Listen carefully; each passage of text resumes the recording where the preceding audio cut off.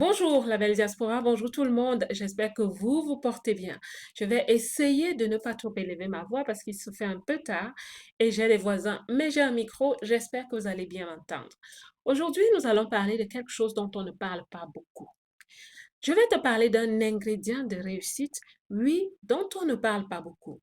Pour réussir, on nous dira toujours, il faut que tu aies de l'argent, il faut que tu aies de bonnes connexions, il faut que tu aies des ressources matérielles, il faut que tu te battes, que tu aies la détermination. Toutes ces choses sont très bien. Mais il y a quelque chose à la base qui est pour moi l'ingrédient essentiel de la réussite, sinon le pilier capital, notre pilier essentiel de réussite. On ne t'en parle pas souvent. En début d'année, ce que nous faisons généralement, c'est qu'on va faire une liste de résolutions. Et nos résolutions, généralement, oui, elles sont matérielles. On regarde à l'extérieur et on se dit, je souhaite réussir ceci, je souhaite faire ceci, développer du réseau, avoir un peu plus d'argent, multiplier cela. C'est bien beau. Mais ma belle, est-ce que tu n'as jamais entendu parler des personnes qui avaient beaucoup d'argent et à un moment donné avaient tout dilapidé? Est-ce que tu n'as jamais entendu parler de la trahison? Oui, il y a des personnes qui vont vous trahir dans la vie. Et c'est là où tu comprends qu'en fait, non, on ne peut pas reposer sur un être humain pour construire sa réussite, pour réaliser son destin. Parce que nous sommes tous des humains. On a des faiblesses. Mais en fait, c'est quoi l'ingrédient dont je vais te parler? Ma belle, c'est le caractère, c'est la personnalité, c'est ton comportement. Des portes vont s'ouvrir devant toi par rapport à ton comportement. Et il y a des portes qui vont se fermer à cause de ton comportement. Je viens de te parler ici de comportements positifs qui ouvrent les portes et de comportements négatifs qui ferment les portes. Il y a des gens qui sont entrés à des endroits sélects, mais qui sont ressortis de là très vite.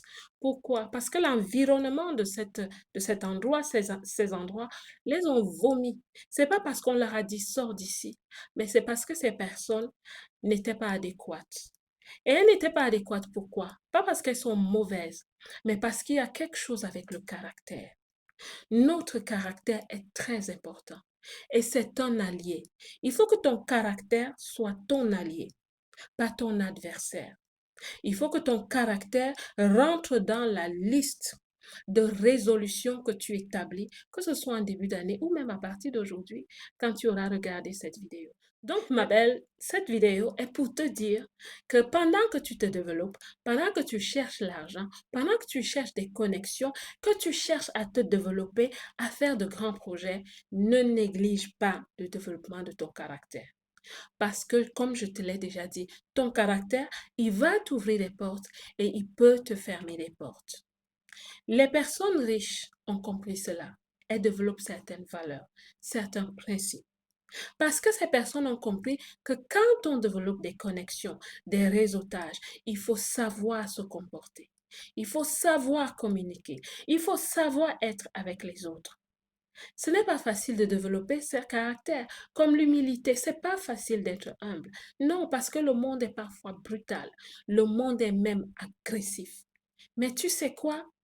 Quand on a la retenue, la réserve, l'humilité, je vous assure, on traverse ce genre de personnes et ce genre d'environnement comme un poisson glissant. Je vous assure, ça marche. C'est des choses qui marchent. Et certaines personnes ont du mal à développer un bon caractère. Oui, parce que ce n'est pas facile. Une personne qui a beaucoup d'argent, par exemple, ou une personne qui a de l'argent et qui ne réussit pas à gérer de l'argent, généralement, qu'est-ce que les gens font? Les gens vont commencer à lire des livres, encore que je le fais moi-même aussi.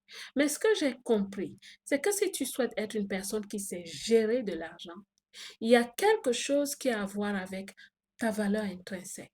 Qu'est-ce que tu penses de toi-même? Parce que quand on ne pense pas du bien de soi, quand on manque d'estime de soi, de confiance en soi et même d'amour de soi, il y a des choses qu'on ne va pas valoriser. Il y a des gens qui tombent, se relèvent, qui tombent et se relèvent, n'arrêtent pas de tomber, de se relever. En fait, dans le fond, c'est qu'il y a autre chose, une autre carence qui n'a rien à voir avec l'argent ou la gestion systématique de l'argent. Non, ça a tout à voir avec comment est-ce que je me vois. Pourquoi est-ce que certaines personnes acceptent de vivre d'une certaine façon? Je veux dire dans la médiocrité. Je suis passée par là, j'ai eu des moments où je ne me négligeais pas, mais je n'avais pas certaines valeurs et je n'avais pas une certaine vision.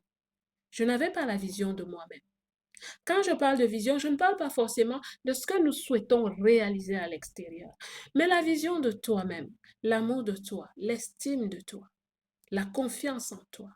Il y a des gens qui ne se font pas assez confiance pour savoir gérer de l'argent. Il y a des gens qui ont beaucoup de blessures internes et qui passent d'erreur en erreur.